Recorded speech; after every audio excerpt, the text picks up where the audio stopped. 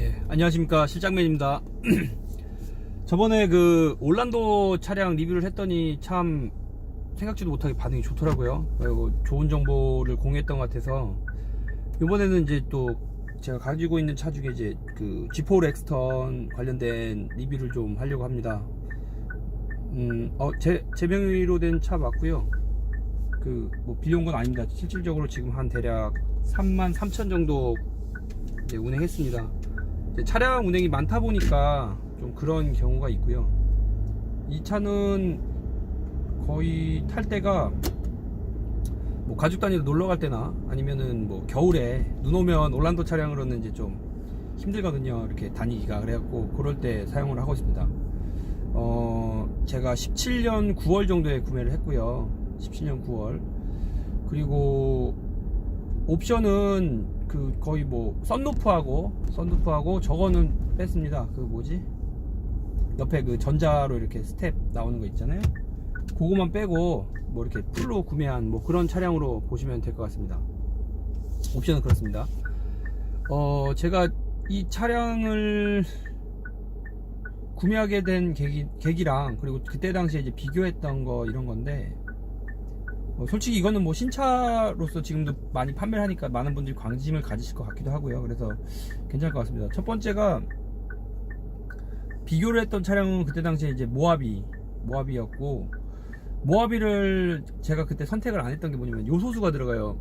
이 디젤, 그러니까 유로6 기준을 맞추면서 저희가 이제 디젤 차량 중에 요소수가 들어가는 차량들이 되게 많은데, 이 요소수가 들어가게 되면서 제가 그 기존에 탔던 올란도 차량도 요소수인데 그게 참 번거로워요. 요소수가 들어가는 게 기름 다는 것도 걱정이 되지만 요소수 다는 것도 걱정이 되거든요. 그리고 그때 당시 뭐 2015년도, 지금은 주유소에서 판매하지만 뭐 1,000원어치 넣어달라고 하면은 넣어줘요. 근데 그때 당시에는 지금 리터당 1,000원이니까 한 5,000원씩 넣거든요. 근데 그때 당시에는 제가 인터넷으로 요소수를 구매해갖고 넣을 수밖에 없었습니다.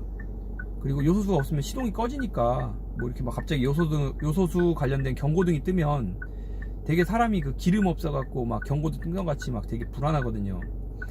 그래서 이제 처음에 이제 비교할 때 CC는 다르지만 어쩔 수 없이 그래서 렉스턴을 선택을 했고요.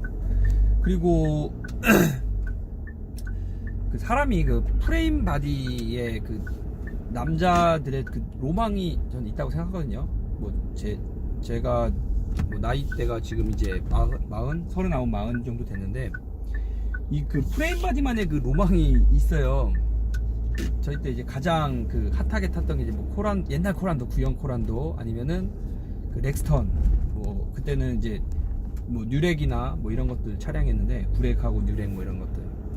근데 그 프레임 바디만의 그 로망이 있는데, 그냥 그걸 한번 제가 나이가 좀 어리지만 나이가 좀 돼갖고 요거를 느껴보고 싶은 그 뭐라 해야 될까, 감성이라거나 그런 게 좀 있었습니다. 그래갖고 그것 때문에 좀 구매하는데, 프레임 바디 차량 중에서 이제 모하비랑 렉스턴 새로 나왔던 거, 그때 원래 렉스턴 W를 보다가 그게 이제 갑자기 뭐 이렇게 또 없어지고 새로 이제 바뀌면서 이 G4를 보게 됐는데, 우선은 차량 디자인이나 이런 것들은 뭐 호불호니까 저거 하긴 한데 저는 만족합니다. 솔직히 만족합니다. 만족하고, 그리고 그 뭐라 해야 될까, 뭐 그냥 좋아요. 뭐 이렇게 특별하게 뭐 올란도 타자가 올라와서 그런지 모르겠는데 나쁜 건 없습니다. 뭐 2200cc에다가 뭐 마력이 얼마네 막 그런 거는 저거하고 좋습니다. 근데 이제 제가 조금 후회하는 거는, 솔직히 승차감은 그렇게 좋진 않아요. 이게 프레임 바디라서 어쩔 수 없이, 그건 어쩔 수 없는 부분이고, 그 모노코크에서는 느껴지지 못하는 그런 바닥에서 올라오는 그 묵직함이 상당히 좀 승차감에서는 많이 떨어집니다. 근데 저 같은 경우에는 짐을 정말 많이 실어요. 정말 많이 싣습니다. 근데 이제 그러니까 어차피 그 시옥 업저버에서 이제 변성이나 이제 자체 복원력이 안 되는 거는 모노코나 프레임은 별 차이가 없을 텐데, 그래도 뭔가를 실었을 때 차가 좀 이렇게 싫더라도 이제 불안하지 않은 느낌?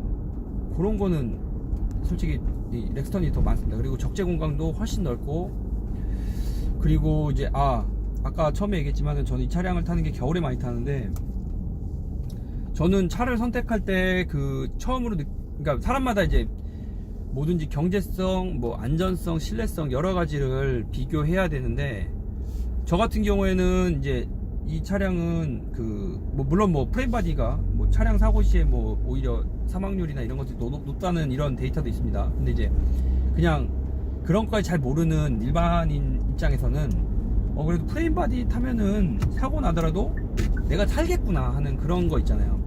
물론 이제 뭐 전복 사고나 이런 거가 되면은 뭐 아무래도 하체 하중이 너무 높기 때문에 이제 그게 불가능한데, 앞뒤로나 아니면 옆에서도 좀 떨어지는 걸로 알고 있습니다. 근데 앞뒤로 박았을 때 뭐 이런 것들에 대해서는 좀 견딜 수 있다, 뭐 그런 것들 때문에 그랬고, 저도 이제 뭐 큰 사고들이 몇 번 있어서 아무래도 이제 이렇게 박치기를 하더라도 내가 견딜 수 있어야 된다, 차량은. 그래야지 내가 살 수가 있다, 그런 게 되게 강했고요.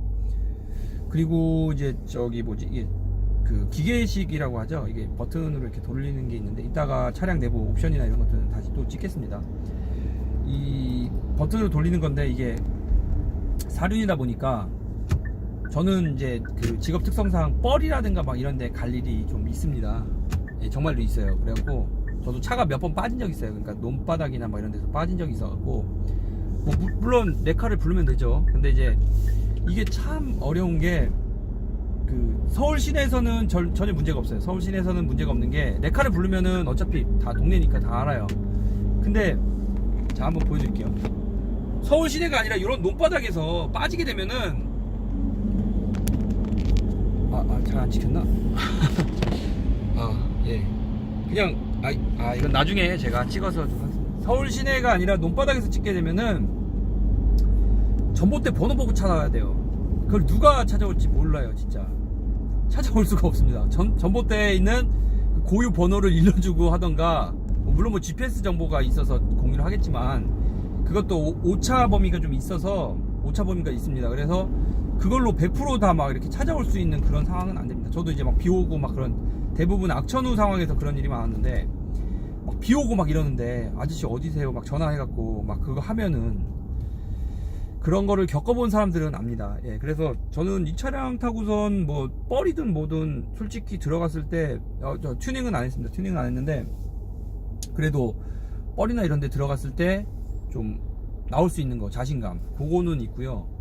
그리고 제가 좀 후회했던 게 뭐냐면은, 저는 이거를 크롬일로 해갖고 20인치인가 그걸로 넣었어요. 20인치가 제일 큰 걸로 넣었는데, 그거는 좀 넌센스였던 것 같아요. 차라리 그 부분은 저도 이제 제가 나중에 알고 보니까, 저는 이제 좀 나중에는 이제 그거를 바꾸려고 하는데, 뭐 이런 오프로드 하는 사람들 타는 그런 타이어가 별도로 따로 있더라고요. 18인치인가 16인치에 이제 더 큰 거, 광폭으로. 그리고 한 2인치인가 1인치 정도 이제 인치업을 해갖고 하는 거, 그게 있는데, 생각해보니까 그걸로 할 걸 그랬어요, 진짜.